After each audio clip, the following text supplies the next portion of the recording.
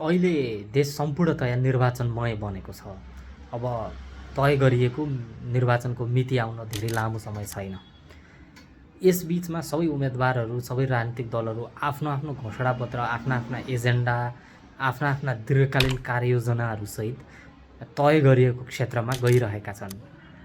अघिल्ला निर्वाचनहरूमा भन्दा यो निर्वाचनमा एउटा पृथक र बडा सकारात्मक पक्ष देखिएको छ, त्यो भनेको नागरिकको प्रश्न। त्यो नयाँलाई पनि पुरानालाई पनि, अलिक बढी पुरानाले फेस गर्नु परेको होला, तर प्रश्नबाट अछुतो कोही पनि छैन। सबैलाई प्रश्न गरेका छन् नागरिकले। फेरि अर्को राम्रो पक्ष के भने यो युवा पुस्ताले मात्र होइन, अलिक प्रौढले पनि, अलिक वृद्धले पनि, अलिक उमेर पुगेका पाकाले पनि प्रश्न गरिरहेका छन्। प्रजातन्त्रमा प्रश्न यानि कि सत्तासँग नागरिकको खबरदारी, यो बडा महत्त्वपूर्ण विषय। यसले विधिको शासन स्थापना गर्न पनि, संविधानलाई मजबुत बनाउन पनि, प्रजातान्त्रिक देशमा प्रजातान्त्रिक संस्थाहरूलाई मजबुत बनाउन धेरै ठुलो भूमिका खेल्छ। हामीले पार्टीगत अवयवमा परेर, पार्टीगत त्यो लुछाचुडीमा झुम्मिएर पहिलाको नेपालको अभ्यास, त्यो सिभिक सेन्स चाहिँ कस्तो थियो भन्दाखेरि राजनीतिक दलसँग आबद्धता छ, त्यो राजनीतिक दलले जे भने पनि, जसो गरे पनि त्यही सम्बन्धित पार्टीको उम्मेदवारलाई र पार्टीको चुनाव चिन्हमा मत हाल्ने परिपाटी थियो। तर अहिले त्यो संस्कार अलिक परिवर्तन भएको छ।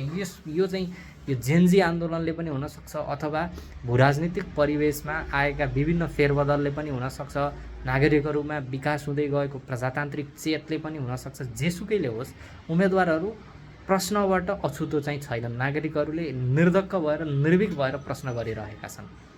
यो बडा सकारात्मक पक्ष हो।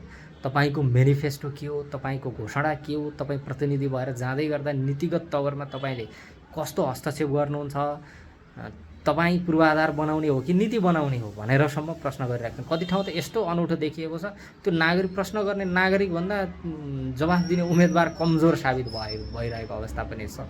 यो चाहिँ जरुरी छ। प्रश्न गर्नुपर्छ, प्रश्न सोध्नुपर्छ। प्रश्नले नै उनीहरूलाई जवाफदेही बनाउने हो, उनीहरूलाई झस्काउने हो, उनीहरूलाई आफ्नो कर्तव्यप्रति कर्तव्यनिष्ठ बनाउने हो।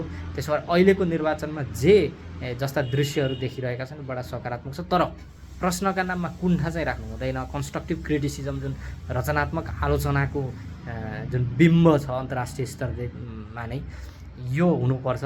कुण्ठा राख्ने, कसैलाई जलिल गर्ने, कसैलाई अपमानित गर्ने, व्यक्तिगत तवरमै उत्रिएर त्यसलाई गालीगलौज गर्ने, अन्यथा भन्ने एउटा तथ्य हुन्छ, त्यसलाई बङ्गाएर अन्यथा टिप्पणी गर्ने खालका चाहिँ हुनु हुँदैन।